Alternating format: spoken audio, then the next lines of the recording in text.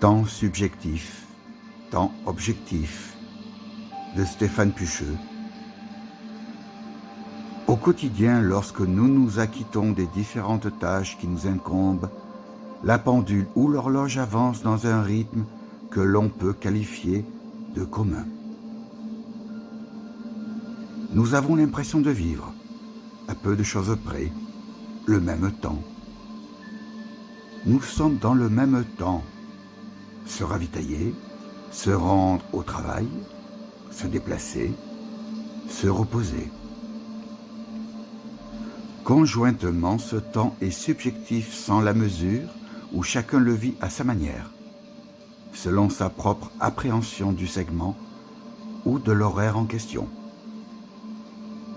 On peut évoquer également le temps de l'étude ou du divertissement, les amphithéâtres et les salles de concert étant le réceptacle d'une concentration commune, d'un émerveillement commun.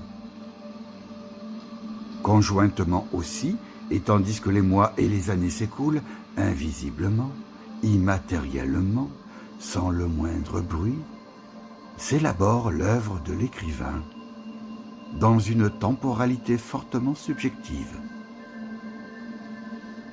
Cette temporalité se situe non pas à l'extérieur du monde, mais parallèlement à celui-ci. Et sa texture très personnelle tient surtout à l'appropriation du temps par l'écrivain lui-même. Chronos est entièrement domestiqué par le travail de l'écrivain, divisé en segments de lecture, d'écriture, de correction, à nouveau de lecture. Une partie du temps étant consacrée apparemment à ne rien faire, à moins qu'elle ne soit destinée à spéculer, et ce, en dépit de l'auteur lui-même.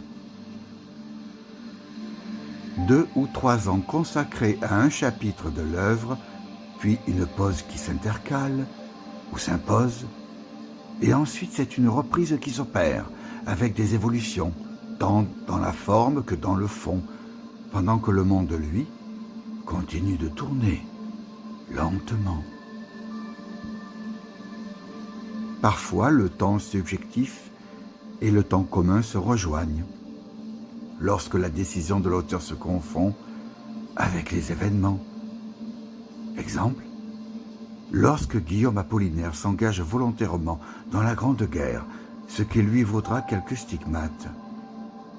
À l'inverse, il se détache lorsque l'artiste, en l'occurrence Piet Mondrian, s'éloigne à chaque fois des 2 grands conflits mondiaux, considérant tout simplement que sa tâche, aux missions picturales, est plus importante que les affaires du monde, jusqu'à transformer son appartement new-yorkais en atelier de peinture habitable, où chaque chose est à sa place dans un ordre rigoureux, aussi rigoureux que ses toiles.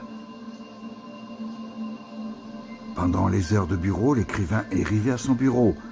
Pendant les heures d'affluence ou de trafic, il marche énergiquement dans les bois. Pendant la retransmission des cérémonies, il contemple le monde. Et d'abord la lente et inexorable progression du disque dans le gigantisme de l'azur, là, au-dessus de l'océan, en constante ondulation.